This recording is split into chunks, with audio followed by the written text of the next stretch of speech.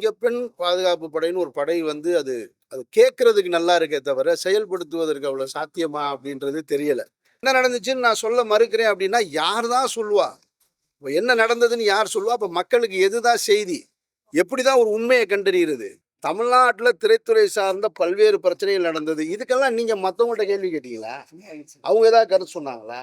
கல்வித்துறை சம்பந்தமா பேசுற ஜனநாயகன் படம் சம்பந்தமா அதோட தயாரிப்பாளர் பேசிக்கிறவர். கல்வித்துறை அமைச்சராக நேற்று வரைக்கும் ஒரு கட்சி பொறுப்பாளராக இருந்தாரு. அவர் பேசுனா அதுல ஒரு லாஜிக் இருக்கு. இன்னைக்கு வந்து அவர் கல்வித்துறை அமைச்சர். கல்வி சார்ந்த விஷயங்களை பேசட்டும். பொறுப்பற்ற பேச்சா நான் பாக்குறேன். அந்த பேச்சை வந்து ஒரு பொறுப்பற்ற பேச்சா பாக்குறேன். அவர் புரிதல் இல்லாம பேசுனதா நான் பாக்குறேன். விர்ச்சுவல் வாரியர்ஸ் உள்ள போட்டிருக்காங்க. அதை பார்த்த உடனே எனக்கு பக்குங்குது. நான் பேசின கண்டென்ட்டும் அது கிடையாது. திருச்சி வேலுச்சாமி சொன்ன பதில் எனக்கும் கிடையாது. அவர் வேற யாருக்கோ சொன்னது. ரெண்டையும் சேர்த்து போட்டு கீழே அவர் முதல்வருடைய படத்தை போட்டு விட்டாங்க. அப்படின்னா எது உண்மை எது பொய் மக்கள் எப்படி கண்டுபிடிப்பாங்க? கரூர் சம்பவத்தின் உண்மை குற்றவாளி யார்? தயவு செஞ்சு வென்றவர் தோத்தவர் அந்த கட்சியில இருந்து அதுல எதிர்த்தரப்புல கூட்டணியில் இருந்தவர் 3 பேர் இப்போ ஒரே அணியில இருக்காங்க. அப்படின்னா அந்த வாக்கு செலுத்தினவனுடைய மனநிலையை நீங்க என்னன்னு பாக்குறீங்க?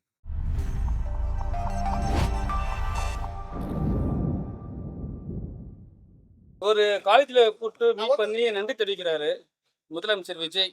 நீங்க எப்படி பாக்குறீங்க? ஏன்னா ஒரு ஒரு மக்களை வந்து அவங்களோட தொகுதியில போய் சந்திக்காம இது மாதிரி ஒரு காலேஜை மீட் பண்றது, குறிப்பிட்ட மக்களை மட்டும் கூப்பிட்டு வச்சு பண்றது எந்த விதத்துல சரியா இருக்கும்?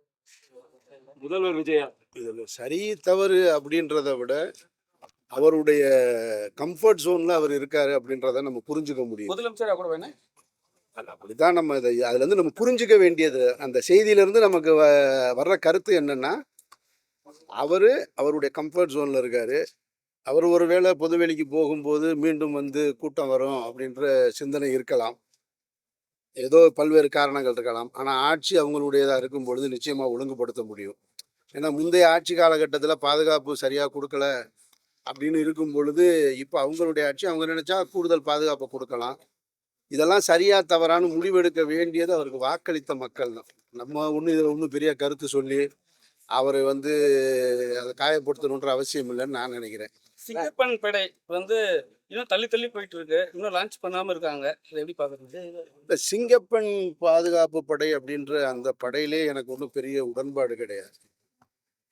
ஏற்கனவே இந்த நாட்டில் வந்து காவல்துறை இருக்கு. காவலர்கள் வந்து இன்னும் காவலர்களை அதிகப்படுத்தணும். ரொம்ப நாள் ஆச்சு போலீஸுக்கு வேலைக்கு ஆள் எடுத்து, ரொம்ப வருஷங்கள் ஆகுது. ரொம்ப குறைவான எண்ணிக்கையில் தான் காவலர்கள் இருக்காங்க. அதனால காவலர்களை அதிகமாக எடுக்கணுன்றது நம்ம கடந்த ஆட்சியிலேருந்து சொல்லிக்கிட்டே இருக்கோம். நம்ம ஒரு காவலருக்கு பணிச்சுமை அதிகமாகுது. பணிச்சுமை அதிகமாகிறதுனால தான் ஃப்ரஸ்ட்ரேஷனில் இருக்காங்க. நிறைய காவலர்கள் மதுப்பழக்கத்துக்கு அடிமையாக இருக்கிற காரணம் அதுதான். சில காவலர்களுக்கு வந்து ஒரு ஓய்வு கிடைக்காம, லீவு கிடைக்காம, கமிஷனர் அலுவலகத்துக்கு முன்னாடியே வந்து தற்கொலைக்கு வந்து நிற்கிறதுக்கெல்லாம் காரணம் அதுதான். அதனால காவலர்களை அதிகமாக ஆள் சேர்க்கணுன்றது என்னுடைய கருத்து. நடக்கக்கூடிய குற்றங்களை ஏற்கனவே இருக்கிறவங்க சரியான முறையில் தான் பார்த்துக்கிட்டு இருந்தாங்க. சிங்கப்பெண் பாதுகாப்பு படைன்னு ஒரு படை வந்து அது அது கேட்கறதுக்கு நல்லா இருக்கே தவிர செயல்படுத்துவதற்கு அவ்வளோ சாத்தியமா அப்படின்றது தெரியல. அல்ல அது செயல்படுத்தி குற்றத்தை பூரா தடுத்துட முடியுமா அப்படின்றது மிகப்பெரிய கேள்விக்குறியாக இருக்கு. சார், ஜனநாயகன் திரைப்படம் வெளியாகிறதுல எனக்கு சொல்ல தெரியல. அதில் இருக்கிற சிக்கல்களோட உண்மைகளை எனக்கு சொல்ல தைரியம் இல்லைன்னா அந்த படத்தோட இயக்குனர் சொல்லியிருக்காரு. ஒரு படத்தின் இயக்குனரே அதை சொல்றதை நீங்க எப்படி பாக்குறீங்க? ஒரு இயக்குனரா நீங்க எப்படி பாக்குறீங்க? நான் ரொம்ப வருத்தமாக பார்க்குறேன். ஒரு இயக்குனர் அப்படி சொல்லியிருக்காருன்னு முதல்ல நான் அந்த செய்தி நான் பார்க்கல. நீங்கள் சொல்கிற செய்தி உண்மையாக இருக்கும் பட்சத்தில் அப்படிலாம் சொல்ல முடியாது. நீங்கள் இந்த சமூகத்தில் இன்றைக்கு வந்து உங்கள் கண்களுக்கு தெரிந்த ஒரு விஷயத்தை இல்லை உங்களுக்கு நடக்கக்கூடிய அநீதியை நீங்கள் சொல்ல நீங்கள் தயங்குனீங்கன்னா பின்ன யார் தான் சொல்லுவா? இன்றைக்கு அந்த ஜனநாயகனுடைய திரைப்படத்தின் நாயகனாக இருக்கக்கூடியவர் ஒரு மாநிலத்தோட முதல்வர் ஆயிட்டாரு. அப்படி இருக்கும் பொழுது உங்கள் படத்தில் என்ன நடந்துச்சுன்னு சொல்லுங்கள். நீங்கள் யார் தப்பு செஞ்சாங்கன்னு நமக்கு தெரியணும்ல. ஏன் குறிப்பாக இந்த விஷயத்த நான் சொல்கிறேன் அப்படின்னா, ஜனநாயகன் திரைப்பட வெளியீட்டை வந்து அது வந்து திருட்டுத்தனமாக வெளியானதில் இன்றைக்கு அமைச்சராக இருக்கக்கூடிய ஆதவர்ஜுனா அவர்கள் ஒரு கருத்தை பதிவு பண்ணியிருந்தார். அவர் என்ன பதிவு பண்ணியிருந்தாருனாக்கும், மத்திய ஒன்றிய அமைச்சராக இருக்கக்கூடிய எல் முருகனும் இன்றைக்கு எதிர்க்கட்சி தலைவராக இருக்கக்கூடிய உதயநிதி அவர்களும் சேர்ந்து வெளியிட்டாங்கன்னு சொல்லிட்டு கடந்துட்டார் ஒரு பிரச்சாரத்தில். அப்போவே வந்து எனக்கு வந்து அதில் உடன்பாடு கிடையாது.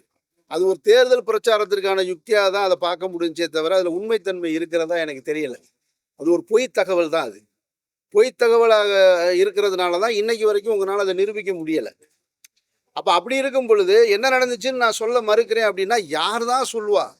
இப்போ என்ன நடந்ததுன்னு யார் சொல்லுவா? அப்போ மக்களுக்கு எதுதான் செய்தி? எப்படி தான் ஒரு உண்மையை கண்டறிகிறது? ஒன்று சம்மந்தப்பட்டவங்க சொல்லணும். இதை நான் ஏற்கனவே சொல்லியிருந்தேன். யார் தடுக்கிறாங்கன்னு தடுக்கிறவங்களும் சொல்ல மாட்டேன்றாங்க, அடித்தவங்களும் சொல்ல மாட்டேன்றான், அடி வாங்குறவங்களும் சொல்ல மாட்டேன்றாங்கன்னா நம்ம எப்படி தெரிஞ்சுக்கிறது? நம்ம என்ன நிலைப்பாட்டு எடுக்கிறது? ஒரு பாதிக்கப்பட்டவர் தனக்கு நடந்த அநீதியை பொதுவெளியில் சொன்னாதானே நம்ம கேட்க முடியும். அந்த பக்கம் யார் பாதிப்படைஞ்சிருக்காங்களோ அவங்க பக்கம் நிற்க முடியும். அதனால இயக்குனருடைய அந்த கருத்துல எனக்கு ஏற்புடைய இல்லை. ஆனா விளையாட்டுத்துறை அமைச்சர் வந்து என்ன சொல்லியிருக்காருன்னா, படம் லீக் அவுட் ஆச்சு. ஆனா அதுக்கு வந்து தமிழ் திரையுலகில் வந்து யாருமே கண்டனம் தெரிவிக்கல. ஆனா அமீர் அவர்கள் வந்து அந்த கண்டென்ட்டுக்கு கண்டனம் தெரிவிச்சிட்டாரு. இஸ்லாமியர்களை வந்து இது பண்ணியிருக்காங்க அப்படின்னு சொல்லிட்டு. அப்படிலாம் சொல்லாதீங்க, கண்டனம் தெரிவிக்கலாம் சொல்லாதீங்க. நீங்க முதல்ல உங்ககிட்ட ஒரு கேள்வி கேட்குறேன். நீங்க எப்ப பார்த்தாலும் என்ன பண்றீங்கன்னா ஒருத்தரை கொண்டு உயரத்துல வச்சிடுறீங்க, வச்சுட்டு அவர் குறித்த கேள்வி எல்லா இடத்துலையும் கேட்குறீங்களே தவிர தமிழ்நாட்டில் திரைத்துறை சார்ந்த பல்வேறு பிரச்சனைகள் நடந்தது. இதுக்கெல்லாம் நீங்கள் மற்றவங்கள்ட்ட கேள்வி கேட்டீங்களா? அவங்க ஏதாவது கருத்து சொன்னாங்களா? ஜக்குபாய் ரிலீஸ் ஆனப்போ யார் யார் வந்து கருத்து சொன்னது? யார் வந்து சொன்னது? யாராவது சொன்னாங்களா? அப்படிலாம் இங்கே சொல்லக்கூடாது. நீங்கள் அது ஏன் கண்டனம் தெரிவிக்கலைன்னு நான் தான் சொல்கிறேன். அந்த நீங்கள் வந்து இப்போ என்கிட்ட ஒரு கேள்வியை முன்வைக்கிறீங்க. ஜனநாயகன் திரைப்படம் வந்த பொழுது நான் சொல்கிறேன், நான் அதில் எடிட் பர்சன்னு போட்டிருக்கு, அதனால் இந்த இடத்துல இருந்து இதை போயிருக்க தவிர வேறு வழி இல்லை, இதுதான் வாய்ப்பு அதிகம் இருக்குன்னு நான் சொன்னேன். நான் சொன்ன உடனே நீங்கள் என்ன பண்ணீங்க? பெப்சியில் இருக்கக்கூடிய பெப்சி தலைவராக இருக்கக்கூடிய செல்வமணியும் எடிட்டர் சங்க தலைவரும் 2 பேரும் உட்காந்து அமீருடைய கருத்து தவறுன்னு ஒரு ப்ரெஸ் மீட் கொடுத்தாங்க. என்கிட்ட கூட கேட்கல. அந்த கருத்தை நீங்கள் தான் பதிவு பண்ணீங்க. கடைசியில் என்ன நடந்தது? யாரை கைது பண்ணாங்க? யார்கிட்ட விசாரணை செஞ்சாங்க? அப்போ அவங்கக்கிட்ட திருப்பி போய் நீங்கள் செல்வமணிகிட்டையும் எடிட்டர் சங்க தலைவர்கிட்டையும் கேட்டிருக்கணும்ல. ஏங்க நீங்கள் இப்படி சொன்னீங்களேங்க, கடைசியில் புலன் விசாரணையில் உங்கள் எடிட் ஷூட்டில் இருந்து தானேங்க ஒருத்தர் எடுத்து போட்டிருக்காரு அப்படின்னு கேட்டிருக்கணுமா இல்லையா? நீங்கள் உடனே அதை கடந்து போயிட்டீங்க. அப்போ இதில் ஒரே ஒருத்தன் நான் எங்களை எல்லாம் நேர்ந்தா விட்டுருக்காங்க, பார்க்குற இடத்துல பூரா எல்லாத்துக்கும் கருத்து சொல்லிக்கிட்டே இருக்கணும்னு. இல்லைண்ணே, 2 நாளுக்கு முன்னாடி ஒரு சினிமா விழாக்கள்ல வந்து கல்வித்துறை அமைச்சர் வந்து ராஜ்மோகன் சொல்லியிருக்காரு, ஜனநாயகம் படம் வந்து ரிலீஸ் பண்றதுக்கான வேலைகள் நடந்துட்டு இருக்கு. ஆனா இங்க தமிழ்நாட்டுல பாத்தீங்கன்னா அதில் கல்வித்துறை அமைச்சர் வந்து கல்வித்துறை சம்பந்தமாக பேசுகிற ஜனநாயகன் படம் சம்பந்தமாக அதோட தயாரிப்பாளர் பேசிக்கிறவர். கல்வித்துறை அமைச்சராக நேற்று வரைக்கும் ஒரு கட்சி பொறுப்பாளராக இருந்தார். அவர் பேசுனா அதில் ஒரு லாஜிக் இருக்குது. இன்றைக்கி வந்து அவர் கல்வித்துறை அமைச்சர், கல்வி சார்ந்த விஷயங்களை பேசட்டும். வெயில் அதிகமாக இருக்குது, ஸ்கூல் எப்போ திறக்கலாம், அடுத்து எப்படி பள்ளிக்கூடத்து பிள்ளைகளை வந்து அடுத்து நல்வழிப்படுத்தலாம்னு அதை பற்றி பேசணுமே தவிர ஜனநாயகன் திரைப்படத்தை பற்றிலாம் இனிமேல் பேசக்கூடாது. அமைச்சராக இருக்கவர் பேச வேண்டியதுன்றது என் கருத்து. என்ன சொல்லியிருக்காரு? விவசாய விட வந்து விளையாட்டு துறை வந்து ரொம்ப அதிகமா வேலை செய்யறாங்க, அவங்க தான் முக்கியத்துவம் சொல்ற மாதிரி பேசியிருக்காரு. விவசாயம் முக்கியமா, விளையாட்டு முக்கியமா? பொறுப்பற்ற பேச்சா நான் பார்க்குறேன். அந்த பேச்சை வந்து ஒரு பொறுப்பற்ற பேச்சா பார்க்குறேன். ஒரு மனிதன் வாழ்வதற்கு தேவையானது, அத்தியாவசிய தேவை என்ன? நீர், நிலம், காற்று, உணவு, அவ்வளவுதான். விளையாட்டு எல்லாம் அப்புறமா பின்னாடி வர்றது தான். அடிப்படையான வாழ்வாதாரத்தையே வந்து இந்தியா போன்ற நாடு வந்து விவசாயத்துல தான் கட்டமைக்கப்பட்டிருக்கு, உற்பத்தியில் இல்லை, விவசாயத்துல தான் கட்டமைக்கப்பட்டிருக்கு. அப்படி இருக்கும் பொழுது அவர் சொல்றாருன்னா அவர் புரிதல் இல்லாம பேசுனதான் நான் பாக்குறேன். சார், நீங்க பேசும்போது சொல்லியிருந்தீங்க நெகட்டிவ் அதிகமா இருக்கு இந்த சமூகத்துல அப்படின்னு. அது எந்த ஒரு வியூல சொன்னீங்க சார்? நெகட்டிவிட்டி ஜாஸ்தியா இருக்கு. எது உண்மை எது பொய் அப்படின்னு கண்டுபிடிக்க முடியாத அளவுக்கு இருக்கு. நேற்றைக்கு நான் இந்த 10 ஆண்டு காலமாக நான் அரசியலோடு பயணிக்கும் பொழுது, பொதுவெளியில் அரசியல் பேசும் பொழுது, பயணிக்கும் பொழுது எனக்கு எதிரான கருத்துக்களை துண்டு துண்டா வெட்டி போடுற பழக்கம் பாஜக ஆதரவாளர்கள்ட்ட இருந்தது. நான் அதை பார்த்துருக்கேன் நிறைய.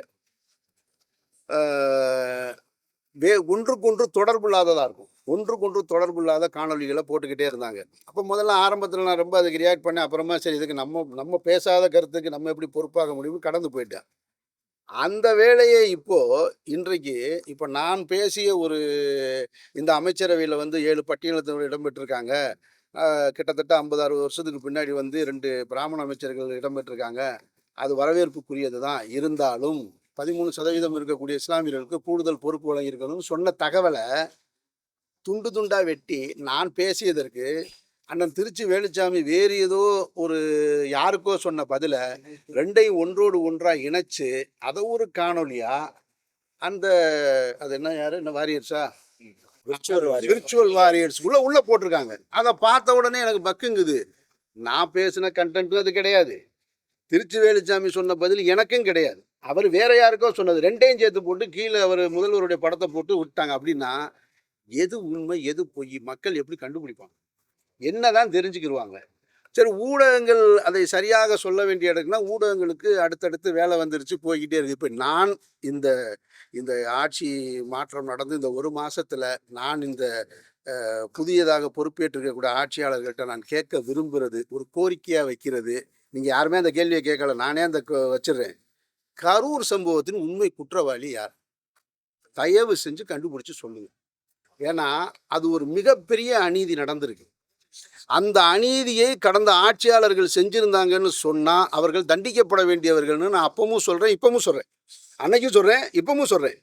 அல்லது நடக்காத ஒன்றை நடந்ததாக நீங்க சொன்னீங்களா? இப்போ உங்க கையில அதிகாரம் இருக்கு, உங்க கையில ஆட்சி இருக்கு, புலனாய்வுத்துறை இருக்கு. ஒன்றிய அரசிட்ட நீங்க கேட்டா எது வேணாலும் உங்களுக்கு செஞ்சு கொடுக்கறதுக்கு அவங்க தயாரா இருக்காங்க. மத்திய புலனாய்வுத்துறையும் இருக்கு. கரூர் சம்பவத்தில் உண்மை குற்றவாளிகள் யாருன்னு கண்டுபிடிச்சு சொல்லுங்க, இந்த மக்களுக்கு தெரியணும். ஏன்னா கொடநாட்டில் போன வருஷம் போன ஆட்சி வருவதற்கு முன்னாடி கொடநாட்டில் என்ன நடந்துச்சுன்னு கடைசி வரைக்கும் 5 வருஷம் கண்டுபிடிக்கவே இல்லை. அப்படி அவங்க கடந்து போயிட்டாங்க. ஒரு மாநிலத்திலோட முதல்வராக இருந்த ஒருத்தவங்க வீட்டுக்குள்ள ஒரு கொலை நடக்குது, அந்த வீடு ராத்திரி பூட்டு உடைக்கப்படுது, அங்கே இருந்த காவலர்கள் வரிசையாக கொல்லப்படுறாங்க. ஆனால் இன்னைக்கு வரைக்கும் கேஸ் கண்டுபிடிக்க முடியலைன்றது நமக்கு ஒரு மிகப்பெரிய கேள்வி வருது. நம்ம உண்மையிலே எங்கே வாழ்கிறோம், நம்ம எந்த நம்பிக்கையில் அரசியல் பேசுகிறோம் அப்படின்னு ஒரு கேள்வி இருக்குல்ல. அதே தான் இப்பவும் இருக்கிறேன். கரூர் சம்பவத்தை அப்படியே கடந்து போயிடக்கூடாது. கரூரில் இருந்த அந்த காவல்துறை அதிகாரிகளை உடனே பணி இடமாற்றம் செஞ்சதை மட்டும் சரியாக வராது. உண்மை குற்றவாளிகளை கண்டுபிடிக்க வேண்டியது தமிழக அரசுடைய பொறுப்பு. சீக்கிரம் அறிவிப்பாங்க, நான் காத்திருக்கேன். 2 வாரத்துக்கு முன்னாடி நீங்க சொன்ன மாதிரியே அந்த கரூர் சம்பவத்துக்கு தலைமைச் செயலகத்திலிருந்து இந்த மாதிரி ஒரு குழு அமைக்கப்படும் அப்படின்னு சொல்லி அறிக்கை விட்டுருக்காங்க. அதை நீங்க பாத்தீங்களான்னு தெரியல. இன்னொன்னு, தொடர்ந்து பாத்தீங்கன்னா இந்த ஆட்சி வந்ததுக்கு பிறகு சமூகம் சார்ந்து கொலைகள் நடந்துகிட்டே இருக்கு. நேற்று கூட கோயம்பேடுல ஒரு பெண் வந்து கொடி, அதாவது கட்சி கொடியை போட்டு அவங்களை காரை வச்சு ஏத்துற அளவுக்கு ஒரு கொடூரம் நடந்திருக்கு. ஆனா காவல்துறை கையில வச்சுக்கூடிய முதலமைச்சர் அமைதியா தான் இருக்காரு. உலகம் பூரா கொலை நடக்குதுங்க. உலகம் பூரா பெண்களுக்கு எதிரான குற்றம் நடந்துகிட்டு இருக்கு. இதை பல முறை சொல்லியாச்சு. நீங்க கூடுதலாக அதை மிகைப்படுத்தினீங்க. கடந்த தேர்தலில் நீங்க அதை மிகைப்படுத்தி பெண்களுக்கு பாதுகாப்பு இல்லைன்னு உங்களுடைய தேர்தல் பிரச்சார யுக்தியாக அதை பயன்படுத்தினீங்களே தவிர இது நடக்கும்னு தான் தெரியும்ல. ஏற்கனவே நடந்துட்டு தானே இருந்திருக்கு. அப்போ குற்றம் நடக்கிறத தடுக்க முடியாது. நடந்த குற்றத்துக்கு உடனடியாக நடவடிக்கை எடுத்தாங்களா? கைது செய்யப்பட்டாங்களா? அதை மேற்கொண்டு அதை பரவ விடாமல் தடுக்கிறாங்களா? அப்படித்தான் நம்ம பார்க்க முடியுமே தவிர தனி மனிதன் எங்கேயோ செய்கிற தவிர ஒரு அரசாங்கம் எப்படி தடுக்க முடியும்? எந்த அரசாங்கம் தடுக்க முடியும்? திமுக அரசாங்கம் தடுக்க முடியாது, தாவேக அரசாங்கம் தடுக்க முடியாது, அதிமுக அரசாங்கம் அமெரிக்காவிலேயே நடக்கலாது. அப்போ நடந்த உடனே அதுக்கு என்ன ஆக்ஷன் எடுக்கிறாங்க அப்படின்றது தான் இதில் ரொம்ப முக்கியம். அதை வச்சு தான் நம்ம ஒரு அரசுக்கு ஆதரவு நிலைப்பாட்டை எடுக்கணுமே தவிர, அப்போ நீங்கள் தேர்தல் பிரச்சாரத்திற்காக உங்களுக்காக வாக்குகளை பெறணுன்றதுக்காக இது மாதிரியான குற்றச்சாட்டை சொன்னீங்க. அதனால தான் இன்றைக்கி அவங்க அதை பயன்படுத்தி கடந்த முறை ஆட்சியில் இருந்தவங்க 25 நாளில் எத்தனை கொலை நடந்திருக்கு பாருங்கள். 45 கொலை நடந்திருக்கு, இவ்வளோ வரிப்பு நடந்திருக்கு. போன தடவை பாட்டிலுக்கு 10 ரூபா, இந்த தடவை பாட்டிலுக்கு 20 ரூபா. எது மாறி இருக்கு அப்படின்ற ஒரு கேள்வி இருக்கு இல்லையா? அப்போது இன்றைக்கி போய் ஒருத்தர் சொல்கிறாங்க, ஒரு அமைச்சர் பார்த்துட்டு வந்து சொல்கிறாரு, இல்லை அந்த 10 ரூபா வந்து நிர்வாகத்திற்காக வாங்கினாங்க அப்படின்னு சொல்லிட்டு. அது அப்படி ஒரு அரசாங்க நடத்துல நிர்வாகத்துக்குன்னு தனியாக 10 ரூபா வாங்க முடியுமா? எந்த ஆட்சியில் வாங்கினாலும் தப்பு தான். ஆனா முதலமைச்சரோட ரீல்ஸ் போட்டு இப்ப இருக்கிற அமைச்சர்கள் ஒரு விஷயம் பண்ணிருக்காங்க, அதை நீங்க எப்படி பாக்குறீங்க சார்? அதெல்லாம் அவங்கெல்லாம் புரியாமல் முதல் முறையாக வந்திருக்காங்க அதிகாரத்துக்கு. எல்லாருமே வந்து நடிகர் விஜய் அவர்களுக்கு ரசிகர்களாக இருந்தவங்க இன்றைக்கு முதல்வர் விஜய் அவர்களுடைய அமைச்சரவையில் இடம்பெற்றிருக்காங்க. அனுபவ போதாமை தான் காரணமே தவிர இதையெல்லாம் பெரிய சர்வதேச குற்றமான பார்க்கலாம். இதெல்லாம் சரி செஞ்சுக்க முடியும். ஒரு அமைச்சர் ரீல்ஸ் போட்டது ஆமாம் தப்பு. ஒரு அமைச்சர் சுற்றுச்சூழல் சுற்றுலாத்துறைன்னு தனக்கு கொடுக்கப்பட்ட துறையவே மாற்றி சொன்னது தப்பு. ஒரு அமைச்சர் போய் முறுக்கு எக்ஸ்பைரி டேட்டு கேட்குறாரு. அதெல்லாம் ஆர்வ கோளாறுல செய்கிறது, புரியாமல் தான். அந்த முறுக்கு இன்னும் 4 நாள் விட்டால் அதுவே முடிஞ்சு போயிடும், அதுவே பதத்து போயிடும். அதுவா பிரச்சனை? அதை போய் எக்ஸ்பைரி டேட்டு கண்டுபிடிச்சி என்ன செய்ய? நம்ம வாங்குகிற மெடிக்கல் ஷாப்பில் வாங்குகிற மருந்துக்கு எக்ஸ்பைரி டேட்டு பார்த்து யாராவது வாங்குறீங்களா? இதுவரை செக் பண்ணிடுறீங்களா நீங்கள்? இப்படி நம்ம கண்டுபிடிக்க வேண்டியது நிறைய இருக்குது. அப்போ இதெல்லாம் அவங்களுடைய ஆர்வத்தின் வெளிப்பாடாக நான் பார்க்குறேனே தவிர இதை ஒரு குற்றமா அப்படின்னு சொன்னால் இது குற்றம்னு நான் சொல்ல முடியாது. அவங்களுடைய அணுகுமுறையில் இப்போ தான் ஃபஸ்ட்டு ஸ்டெப்பில் இருக்காங்க. அப்போ ஃபஸ்ட்டு ஸ்டெப்பில் இருக்கவங்கள பார்த்து வெறும் கேலியும் கிண்டலும் செய்வது எனக்கு ஏற்புடையதில்லை. அவங்கள அப்படியே மெதுவாக தட்டி கொடுத்து போவோம். இன்னும் சரியாக செய்கிறாங்களான்னு பார்ப்போம். மக்களுக்கு எதிரான சட்டங்களில் திட்டங்களில் என்ன நிலைப்பாட்டை எடுக்கிறாங்கன்னு பார்ப்போம். அப்படி தான் நான் பார்ப்பேன். நான் அப்படி தான் பார்க்கணும். உடனே இவங்க வந்த உடனே நம்ம நினைக்கிறோம் அவங்கக்கிட்ட வந்து 6 மாதம் அவங்க காத்திருக்கணும்னு. ஒரே ஒரு விஷயத்த நான் இங்கே நானாக வழியை உங்ககிட்ட 2 விஷயம், முதல்ல கரூர் விஷயம் சொன்னேன், இப்போ 2வது சொல்கிறேன். நடந்த நிகழ்வுகள்லேயே நான் ரொம்ப வருத்தத்துக்குரிய நிகழ்வாக பார்க்குறது நீங்கள் சொல்கிற எதையுமே கிடையாது. முதல்வர் அவர்கள் வந்து தனி கல்லூரியில் போய் நன்றி செலுத்துகிறாரு அல்லது இதெல்லாம் இல்லை. ஒரு வாக்கு செலுத்தியிருக்கான். 21 நாள் தான் ஆகிருக்கு. தேர்தல் நடந்து 21 நாள் தான் ஆகுது. 21வது நாளில் 4 எம்எல்ஏ தன்னுடைய பதவியை ராஜினாமா பண்ணிட்டு போகிறான்னு சொன்னால் இவெல்லாம் யார்? இவங்கெல்லாம் யார்? இவங்களெல்லாம் எப்படி மக்கள் பிரதிநிதியாக நீங்கள் தேர்ந்தெடுத்தீங்க? அப்போ இவங்கெல்லாம் நம்ம சமூகத்தில் அழித்தொழிக்கப்பட வேண்டிய ஒரு புல்லுருவிகள் மாதிரி இருக்காங்க. என்ன காரணத்துக்காக ராஜினாமா செஞ்சாங்க சொல்லுங்க? மேகதாது அணை கட்டுறதுக்கு எதிராக தன்னுடைய பதவியை ராஜினாமா செஞ்சாங்களா? இல்லை முல்லை பெரியாறு அணையில் நீர்மட்டம் உயரலை அதுக்காக ராஜினாமா செஞ்சாங்களா? இல்லை ஒன்றிய அரசு கொடுத்த இப்போ சட்டத்திட்டங்களை வந்து தமிழ்நாட்டில் வந்து ரொம்ப இன்ஃப்ளூயன்ஸ் பண்ணுறாங்க அதுக்கு எதிராக ராஜினாமா செஞ்சாங்களா? என்ன காரணத்துக்காக 4 பேர் ராஜினாமா செய்கிறாங்க? யாராவது கேட்கணும்ல. இது மிகப்பெரிய ஜனநாயக படுகொலை இல்லையா? ஊடகங்கள் எல்லாம் கேட்க மறந்தது ஏன்? ஊடகங்கள் இது குறித்து பேச மறந்தது ஏன்? உண்மையை சொல்லணும்னா ஆண்ட கட்சியாக இருக்கட்டும், வேறு யாராவதாக இருக்கட்டும், அந்த 4 பேர் மேலே வழக்கு தொடர்ந்துருக்கணுமா இல்லையா? நீங்கள் உயர் நீதிமன்றத்தில் வழக்கு தொடுங்க, உச்ச நீதிமன்றத்தில் வழக்கு தொடுங்க. நான் பேசிக்கிட்டு இருக்கேன் என்னுடைய வழக்கறிஞர்கிட்ட. இதுக்கு ஒரு வழக்கு போட்டு உங்கள் 4 பேரை நம்ம கேட்டால் என்ன நினச்சிக்கிறீங்க? தேர்தல் ஆணையம் சொல்லுது நீ பூரா வாக்களிக்கணும், சரியாக வாக்களிக்கணும்னு போய் ஒருத்தன் காலையிலேருந்து அடிக்கிற வெயிலில் போய் அன்னைக்கு நின்று வாக்கு போட்டுட்டு வந்தா அவன் முடிவெடுத்து தானே போட்டிருக்கான். இந்த தொகுதியில் வந்து திமுகவுக்கும் கிடையாது, தாவேகாவுக்கும் கிடையாதுன்னு ரெட்டை இலைக்கு, இவ்வளோ பெரிய அலையிலையும் ரெட்டை இலைக்கு வாக்கு செலுத்தின மக்களை நீங்கள் என்னவா நினைக்கிறீங்க? இப்போது அம்பாசமுத்திரம் தொகுதியில்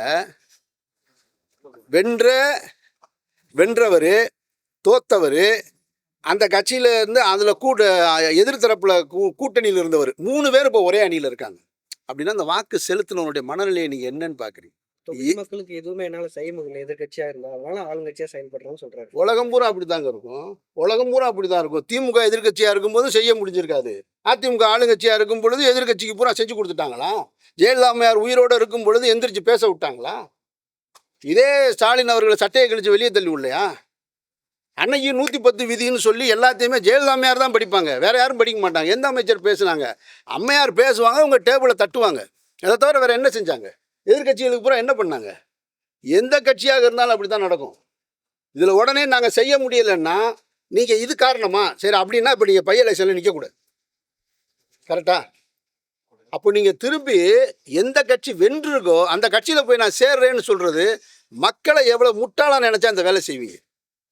இது எவ்வளோ பெரிய தப்பு இல்லையா? எதிர்கட்சிகள் குற்றம் சாட்டுற மாதிரி இதுல குதிரை பேரம் நடந்திருக்கும்னு நினைக்கிறீங்களா? குதிரை பேரம்லாம் இல்லைங்க, இது அயோக்கியத்தனம். இந்த அயோக்கியத்தனம் நடந்தது தலைமைச் செயலகத்தில். இதுக்கு முன்னாடி நம்ம நிறைய பார்த்துருக்கோம். இதுக்கு முன்னாடி நம்ம நிறைய அரசியலில் இந்த மாதிரியான பேரங்கள் முன்ன பின்ன நடந்திருக்கிறது. எல்லாத்தையுமே நம்ம பார்த்துட்டு தான் இருக்கோம். இது எல்லா ஆட்சி காலத்துலையும் நடந்திருக்கு, எல்லாருடைய ஆட்சியிலையும் நடந்திருக்கு. இந்த தடவை என்னடா நடக்குதுன்னா, புதிய உறுப்பினர்கள் சேர்க்கை தலைமைச் செயலகத்தில் நடக்குது. அது உங்கள் கட்சி ஆஃபீஸில் நடக்கணும். அது தலைமைச் செயலகமாக என்னது? அதுக்கான கண்ணியத்தையே குறைச்சிட்டீங்க. இப்போ 4 பேர் ரிசைன் பண்ணிட்டு நேரம் அங்கே வர்றாங்க, மாற்றி சால்வை போட்டுக்கிறீங்க. இந்தியாவிலேயே பாஜக கிட்ட மட்டும்தான் அந்த வாஷிங் மிஷின் ஒன்று வச்சுருக்காங்க, பியூரிஃபை வாஷிங் மிஷின். உலகத்தில் இருக்க கெட்டவனை பூரா அந்த மிஷினுக்குள்ளே ஒரு இடம் போட்டு இப்படி போயிட்டு வெளியில் வந்து அவன் பியூரிஃபை ஆயிடுவான், சுத்தமாயிடுவான். அந்த மிஷினை இப்போ இவங்களும் வாங்கி வச்சுட்டாங்க. கர்நாடகாவில் இன்னும் ஜூன் 3ஆம் தேதி சிஎம் பதவியேற்றுக்க டி சிவகுமார் சித்தராமையா வேலைக்கு அவர் வயதுக்கு போறாரு. அவர் என்ன உறுதிமொழி கொடுத்துருக்காருன்னா, மேகதாதுல கண்டிப்பா நாங்கள் அணை கட்டியே தீர்வோன்னு இருக்காங்க. தமிழ்நாடு சிஎம் முன்ன வந்து ஏற்கனவே நம்ம அம்மா நீங்க சொன்ன போல ஜெயலலிதா அம்மையா இருக்கும்போது காவேரியை நம்ம வந்து வென்று அதில் வந்து அரசு இதுலயே வந்து வெளியிட்டாங்க. ஆனா அதையும் அவங்க நடைமுறைப்படுத்தல, மத்தியிலையும் நடைமுறைப்படுத்தல. திரும்பவும் அவங்க உறுதியா நாங்கள் மேகதாதுல அணை கட்டியே தீர்வோம் சொல்லி உறுதியேற்றிருக்காரு. அவர் சிஎம் ஆக போறாரு, 3ஆம் தேதி பதவியேற்றுக்க போறாரு.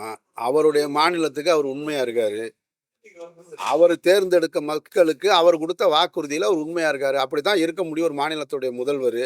அந்த மாநிலத்துடைய முதல்வர் அவங்களுக்கு உண்மையா இருக்காரு. நம்ம மாநிலத்துடைய ஆண்டவர்களும் இப்போ ஆண்டுகிட்டு இருக்கவரும் நமக்கு உண்மையா இருப்பாங்கன்னு நம்புவோம். அது என்ன நடக்குதுன்னு பார்ப்போம். கட்டியே தீர்வோன்னு தானே சொல்லியிருக்காரு, கட்டலை இல்லை.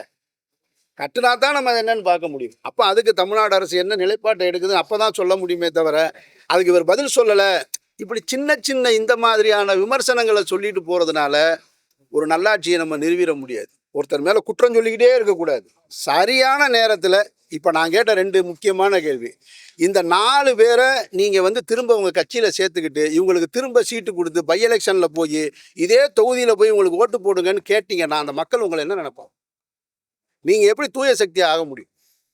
அப்போ மக்கள் பார்த்துட்டு இருக்காங்க, உங்கள் மேலே பேரன்பு கொண்டிருக்காங்க அப்படின்றதுக்காக நான் எது வேணாலும் செய்யலாம் அப்படின்றது அர்த்தம் இல்லை. சரியானதை செய்யணும்.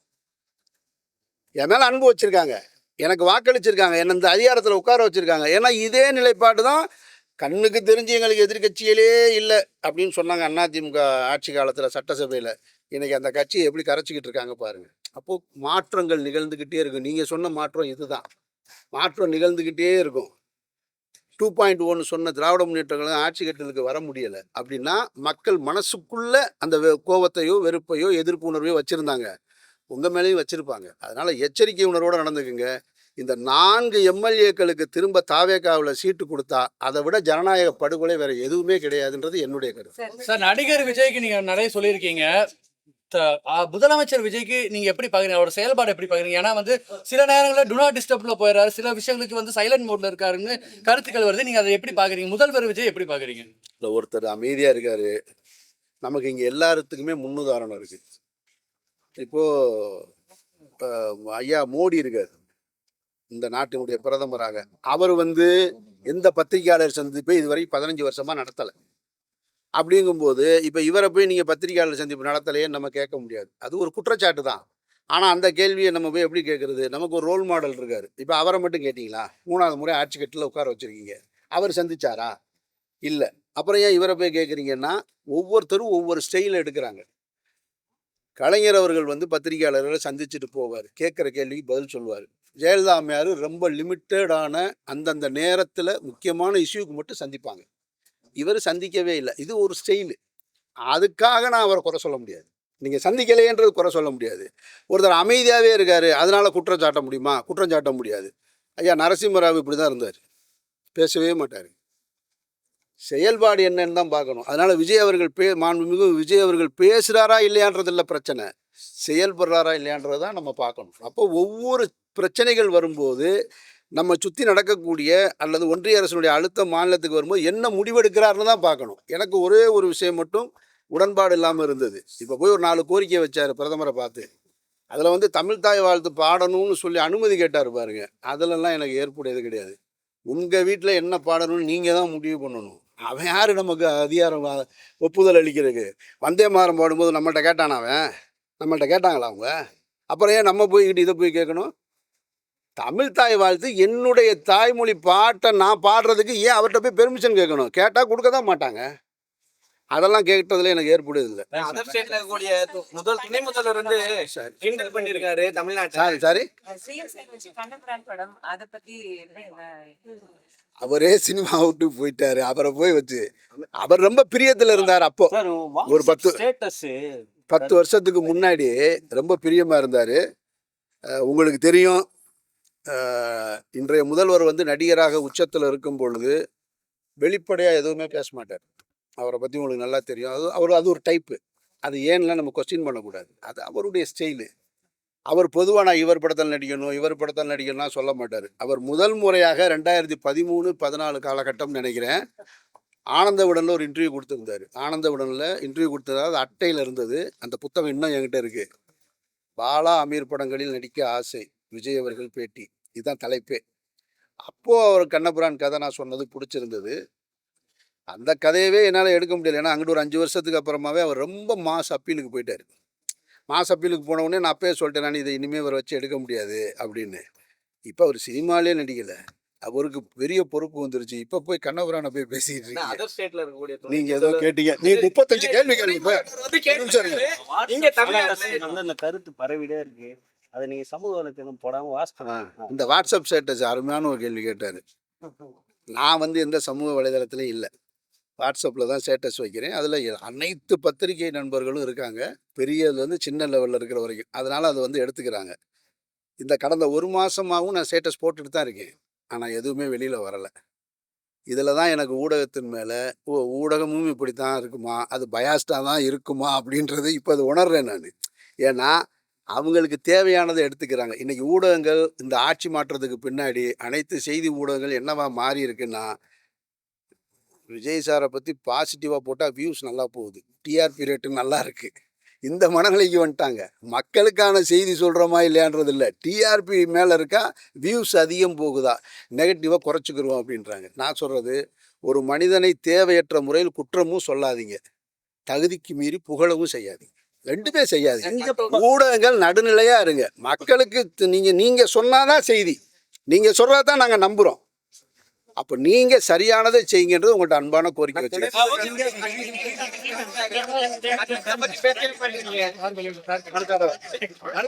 நாளை கழிச்சு